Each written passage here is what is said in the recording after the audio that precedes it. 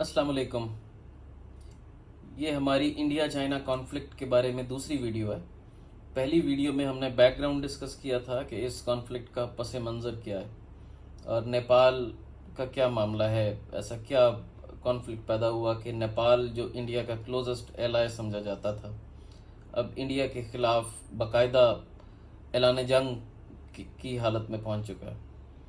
पिछली वीडियो के इख्तिताम तक हमने बताया था कि इंडियन इंटीरियर मिनिस्टर जबकि चाइना और रशिया के फॉरेन मिनिस्टर्स एक मीटिंग मॉस्को में की जाएगी। तो अब वो मीटिंग हो गई है। उस मीटिंग का आउटपुट क्या निकला? वो ये है कि रशिया ने कह दिया है कि हम अपनी न्यूट्रलिटी बरकरार रखेंगे, हम इंडिया चाइना के कॉन्फ्लिक्ट में एक न्यूट्रल रोल प्ले करने के ख्वाहिशमंद हैं, इससे ज़्यादा नहीं। और उन्होंने इंडिया को भी सजेस्ट किया है कि आप किसी तीसरे फरीक को बीच में शामिल ना करें, क्योंकि आप दोनों इतने केपेबल हैं कि अपने इस मसले को खुद हल कर सकते हैं, जिसमें वाज़ेह इशारा यूएसए की तरफ था। इसके अलावा जो वेपन्स रशिया ने इंडिया को देने थे साबका कॉन्ट्रैक्ट के मुताबिक, उनको मौखर कर दिया गया है अगले साल दिसंबर तक के लिए। जिसके बाद अब इंडिया ने वापस आते ही पहला काम ये किया है कि एक पैगाम यूएसए को भेजा, जिसके बाद यूएसए ने माइक पॉम्पियो के ज़रिए ये मैसेज दिया है कि हम अपना बहरी बेड़ा जो यूरोप में तैनात है उसको वहाँ से निकाल कर हिंदुस्तान की जाने भेज रहे हैं, ताकि वो साउथ चाइना सी में चाइना की सरगर्मियों को देख सके, ज़रूरत पड़ने पर इंटरवीन कर सके। लेकिन यही बात उन्होंने 1962 की साइनो इंडिया वॉर में भी की थी, लेकिन इंडिया इंतज़ार करता रह गया और कोई बहरी बेड़ा ना आया और चाइना ने सिक्किम के इलाके पर कब्जा कर लिया, अक्साई चिन। अब मौजूदा सूरत हाल मज़ीद दिलचस्प हो गई है। पहले चाइना ने 7 इलाकों पर कब्जा किया था, अब उन्होंने उसमें 2 इलाके और शामिल कर लिए हैं। इंडियन रियासत अरुणाचल प्रदेश जो वैसे काफ़ी बड़ी रियासत है, उसके 2 हिस्से जो हैं, जो 2 छोटे छोटे एरियाज़ हैं, उसमें पेनिट्रेट करके चाइनीज़ आर्मी अंदर आ गई है। इंडिया ने इसके जवाब में, चाइना ने जो इंडिया के 50 फौजी डंडों, मुक्कों, मार्शल आर्ट्स और थप्पड़ों के ज़रिए मारे थे, उनका बदला लेने के लिए 59 मोबाइल ऐप्स बैन कर दिए। यदि इंसानी जान के बदले में वो सिर्फ ऐप ही बैन कर सकते थे, और उसकी सूरत हाल भी बड़ी दिलचस्प है। नरेंद्र मोदी ने कल या परसों ये ऐलान किया था, शाम 4 बजे का वक्त मुकर्रर था इंडियन टाइम के मुताबिक। उससे पहले तकरीबन 2 घंटे पहले ही मुख्तलिफ इंडियन चैनल्स ने वॉर रूम तश्कील दिए, जिसमें इंडिया के मुख्तलिफ डिफेंस एनालिस्ट्स को बुलाया गया।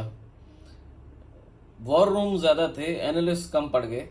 उनको मिन्नतें कर करके पैसे दे देकर बुलाया गया कि वो आकर हर्जा सराई करें कि जी हम ये कर देंगे, वो कर देंगे, हस्बे मामूल, जैसे वो पाकिस्तान के अगेंस्ट भी करते हैं।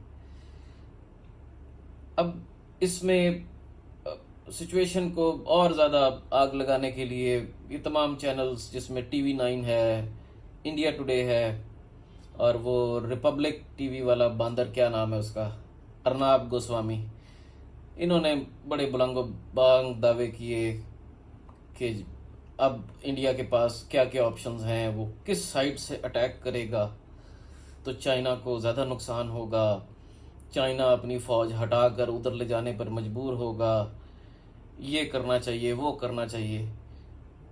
एक पूरा वॉर प्लान टीवी चैनल तरतीब देते रहे। लेकिन 2 घंटे के बाद जब मोदी की प्रेस कॉन्फ्रेंस आई, तो उसने अपनी प्रेस कॉन्फ्रेंस में ना लद्दाख का नाम लिया, ना चाइना का नाम लिया, ना चाइना इंडिया कॉन्फ्लिक्ट का नाम लिया। उसने एक जनरल सी स्पीच दे दी कि हम अपने किसी भी दुश्मन के खिलाफ लोहे की दीवार बन के खड़े हो जाएंगे, तो ये करेंगे, तो वो करेंगे। लेकिन उसमें भी उसने बहुत ख्याल रखा कि चाइना या इस कॉन्फ्लिक्ट से मुतालिक किसी चीज़ के बारे में भी कोई कमेंट नहीं किया। जब वो प्रेस कॉन्फ्रेंस ख़त्म हुई तो इंडिया के IT के मिनिस्टर ने एक ट्वीट की उस ट्वीट में उन्होंने बताया कि हम भारत में चलने वाली मुख्तलिफ मोबाइल ऐप्स उनको इस ग्राउंड के ऊपर ब्लॉक कर रहे हैं कि उससे हमारे इंडियन शहरियों का डेटा चोरी होता है।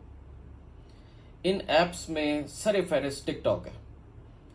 अब सबसे दिलचस्प बात यह है कि कुछ अरसा पहले एक पिटीशन फाइल की गई थी इंडियन हाई कोर्ट में, जिसमें ये मौका इख्तियार किया गया था कि टिकटॉक ऐप के थ्रू डेटा कलेक्ट किया जा रहा है।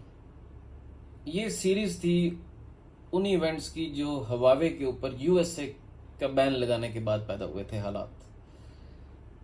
कोर्ट ने जब इन तमाम मामलात का जायज़ा लिया और हुकूमत से सवाल जवाब किए कि आप बताएं कि क्या वाकई कोई डेटा थेफ्ट हो रहा है, कोई ऐसी चीज़ हो रही है, तो इंडियन गवर्नमेंट के पास चूँकि कोई जवाज़ नहीं था, कोई चीज़ नहीं थी, तो उन्होंने खुद ही स्टेटमेंट दे दी कि नहीं, ऐसी कोई बात नहीं है। जिसके बाद वो पिटीशन वापस हो गई और टिकटॉक जो है वो दोबारा से चलता रहा। अब इंटरेस्टिंग बात यह है कि टिकटॉक और बहुत सी दूसरी ऐप्स के ज़रिए इंडिया के लाखों नौजवान अपना घर चला रहे हैं बाकायदा। पाकिस्तान के मुकाबले में वहाँ पे ज़्यादा ट्रेंड है ऐप्स को इस्तेमाल करने का, उनके ज़रिए बेनिफिट्स लेने का, उनको माली तौर पर उनसे फ़ायदा उठाने का, क्योंकि इंडियन आईटी इंडस्ट्री बहुत बड़ी है। तो इसका नुकसान चाइना से ज़्यादा तो इंडिया को होना है, क्योंकि चाइना तो बहुत बड़ी इकॉनमी है, वो छोटे मोटे झटके बर्दाश्त कर सकती है।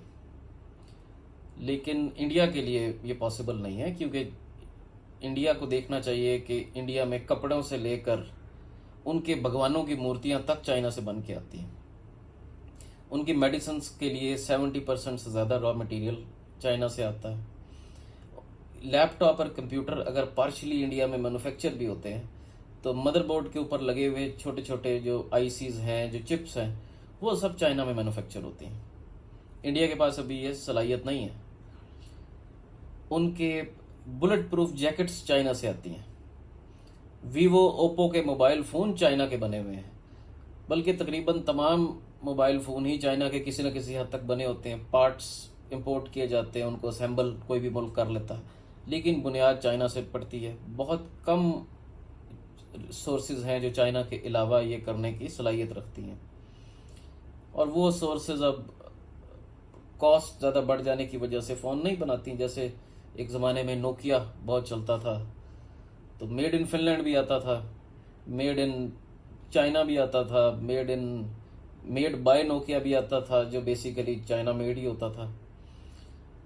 फिर मेड इन कोरिया और बहुत सारे ममालिक में उन्होंने मैन्युफैक्चरिंग यूनिट लगाए हुए थे, क्योंकि वो डिमांड को पूरा नहीं कर सकते थे फिनलैंड में बनाकर। तो आहिस्ता आहिस्ता ये सब चीज़ें चाइना में शिफ्ट हो गई, क्योंकि चाइना के पास रॉ मटेरियल तक मौजूद है। फिनलैंड को तो रॉ मटेरियल मंगवाना पड़ता था। तो ये चीज़ ज़्यादा फायर बैक इंडिया को करती है।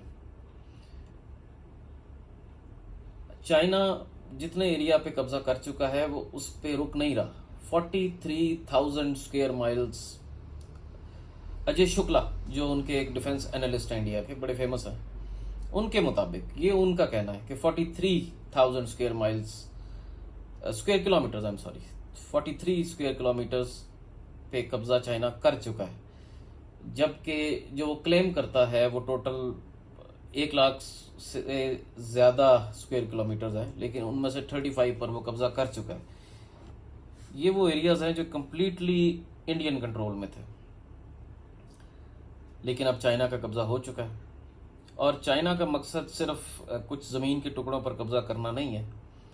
इसके पीछे बुनियादी तौर पर वो फ़िलासफ़ी है कि रीजनल सुप्रीमेसी, क्योंकि जिस रीजन में आप रहते हैं, अगर आप उसको एक बहुत बड़ा इकोनॉमिक जोन बनाना चाहते हैं, तो ऐसे स्टेट एक्टर्स या ऐसी स्टेट्स जो इसमें रुकावट पैदा करने की पोजीशन में हो, वो हमेशा ब्लैकमेल करती हैं। तो वो ऐसी स्टेट्स की पावर को ख़त्म करना चाहता।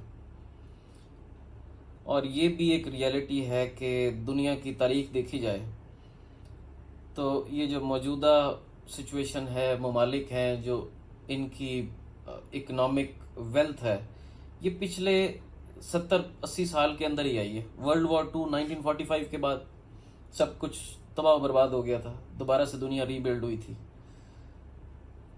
इतना ही अरसा हुआ करता था। सिर्फ ऑटोमन एम्पायर 700 साल रही, मुसलमानों की स्पेनिश एम्पायर 500 साल तक रही, मंगोल एरा रहा, जो बड़ी सिविलाइजेशंस है। ब्रिटिश एम्पायर आई, ब्रिटिश एम्पायर दुनिया की सबसे बड़ी एम्पायर थी साइज में, इकोनॉमिक वेल्थ में। उसने भी कई सौ साल हुकूमत की। मंगोल्स आए, मंगोल सिविलाइजेशन नहीं बनाते थे, इसलिए वो उनकी डिफरेंट कैटेगरी है। तो इनकी एक मखसूस मुद्दत होती है जिसमें ये पहले ऊपर की तरफ जाती हैं, फिर एक पीक पर पहुंचकर वहां पर स्टैंड करती हैं, फिर डिक्लाइन शुरू होता है। अब इंटरेस्टिंगली सिचुएशन कुछ यूं है, ऑल्दो हम एक बहुत बड़े ग्लोबल डिजास्टर यानी वर्ल्ड वॉर टू के बाद की जनरेशन्स में से एक है, लेकिन अब ये लगता नहीं है कि पहले की तरह कई सौ साल तक सिविलाइजेशंस चलेंगी, क्योंकि पहले सिविलाइजेशंस बनते बनते भी 100, 150 या 200 साल लगते थे। अब टेक्नोलॉजी के आ जाने के बाद ये रफ्तार बहुत ज़्यादा हो गई। तो वो सिविलाइजेशंस जिन्होंने 100 साल में या 200 साल में आहिस्ता आहिस्ता डेवलप होना था, वो 20, 30 या 40 सालों में कहीं की कहीं पहुंच गई, जिसकी मिसाल चाइना है, खुद यूएसए है। तो जिस तरह पीक जल्दी आई है, फिर डिक्लाइन भी नज़दीक है। टेक्नोलॉजी सिर्फ चीज़ों को स्पीड अप करती है। मामलात को कंटेन स्टेट्स ने और इंसानों ने ही करना होता। तो टेक्नोलॉजी तो इंसान की एब्जॉर्प्शन से ज़्यादा है, जितना वो हजम कर सकता था उससे ज़्यादा और उससे तेज़ी से आई। तो अब देखते हैं कि ये टेक्नोलॉजी के दौर में बनी सिविलाइजेशंस कितना सरवाइव कर पाती हैं। लेकिन इस बात को कहने का मकसद ये है कि इंडिया अपनी पीक पर गया ज़रूर है एक मर्तबा मोदी के दौर में। वो पॉजिटिवली गया या नेगेटिवली गया, लेकिन उसने वो फटाफट किसी ना किसी तरह ख़ुद को बिल्डअप किया। मीडिया की हर्जा सराई के ज़रिए, इंटरनेशनल मीडिया में एक जगह बनाई, उसके ज़रिए बहुत बूस्ट मिला।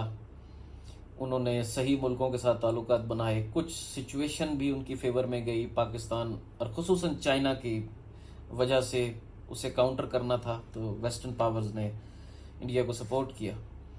लेकिन इंडिया इज़ नॉट यूएसए, एक बहुत बड़ी पॉपुलेशन है, और अगर देखा जाए तो अनऑफिशियली तो वो दुनिया की सबसे बड़ी पॉपुलेशन है। ऑफिशियली बेशक चाइना। पॉवर्टी है, जो उनका कल्चरल सोशल सिस्टम है वो डैमेज्ड है। हमारा उनसे बेहतर है, ऑल्दो हम भी बहुत बुरे हालात में हैं, लेकिन वो हमसे भी वर्स सिचुएशन में। तो इंडिया की पीक यही हो सकती थी। India can never be USA और चाइना।